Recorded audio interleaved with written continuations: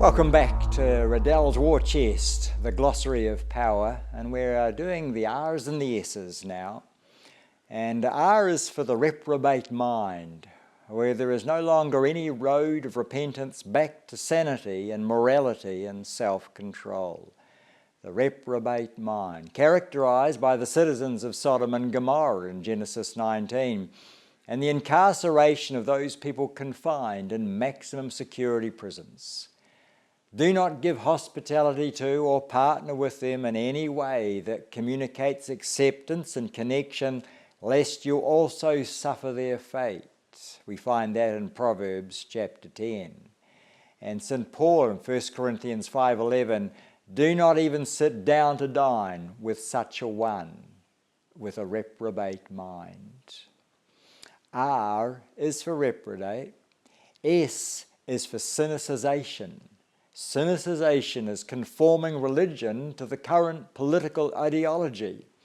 In China, Western stories are often sanitized to Chinese narratives and culture. Catholicism bent to accommodate native customs and culture of voodoo mysticism. In South America and cultic Ishtar fertility rites, as in the Easter eggs, incorporated into the Christian Easter celebrations. Sinicization. S is for same-sex attraction. It's a slippery fish to grasp, same-sex attraction, because it combines both the volitional and non-volitional aspects of erotic arousal. That is, it is on a continuum, both abnormal, because if it wasn't, there would be nothing to comment on, and no conflict with one's own biology, and normal, because we all admire and have a need for aspects of both the masculine and the feminine from time to time. And we all manifest both masculine and feminine energy on occasion.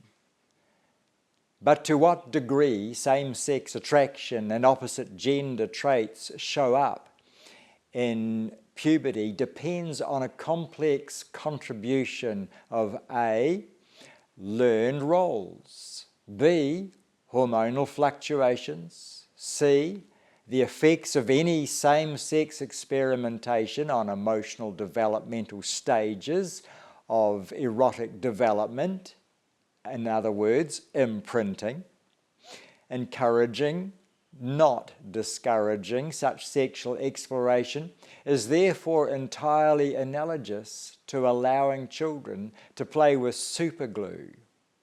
Psychological fusions occurring through inappropriate experimentation, which can also be referred to as critical period attachment / imprinting, happen hard and happen fast, and will probably remain, if left unchallenged, for a lifetime. D, the degree of grief residue present by virtue of the loss of fatherly validation or motherly nurture. E, the need for social validation and acceptance in developmental years. It is both a matter of subconscious imprinting over and above cognitive / deliberate choice, as well as a conscious choice to indulge it as found to be affirming or pleasurable.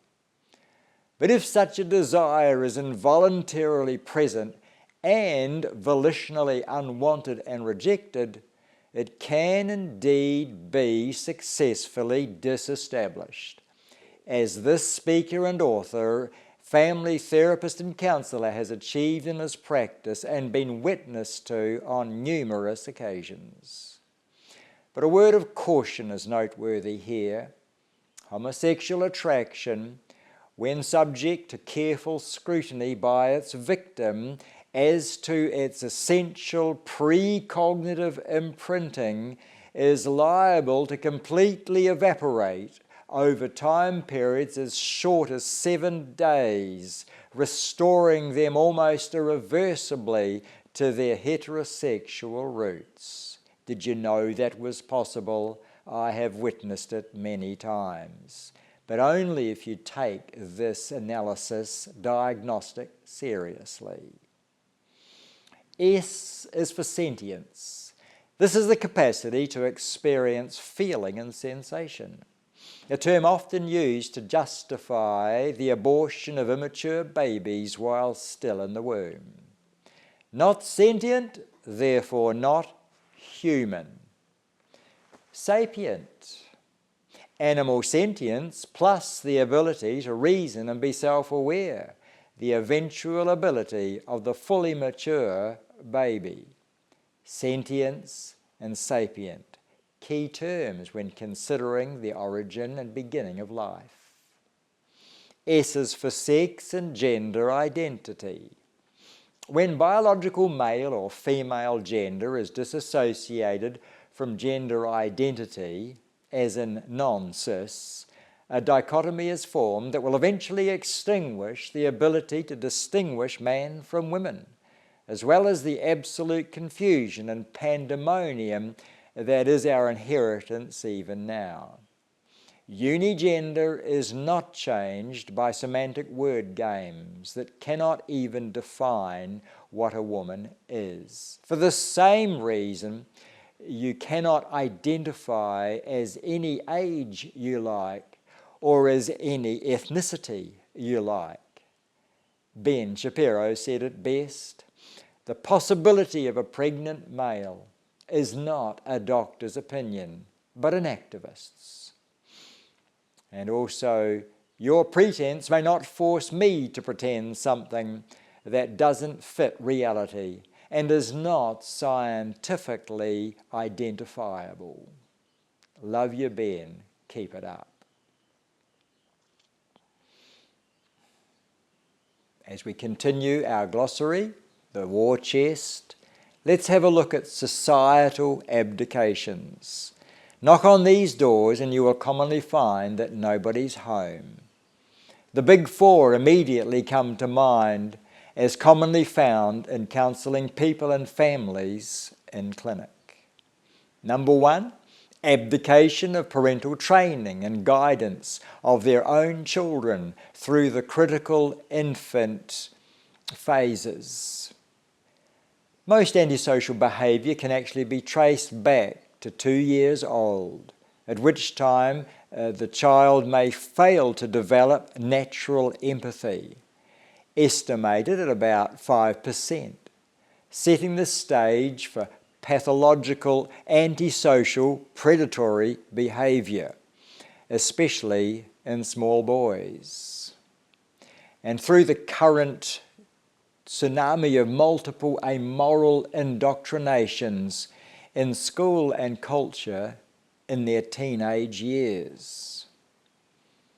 Second abdication is by parents and community of their responsibility to confront looming, obvious incompatibility or a total lack of preparation in partnership living when faced with what are literally adult children's plans to choose and marry each other. Thirdly, it's the abandonment of young men who are in need of real help to harness their disillusionment energy and to avoid becoming ashamed of their own masculinity in the face of feminist ideology. And fourthly, abdication of the commission given to every believer to go and make disciples to Christ.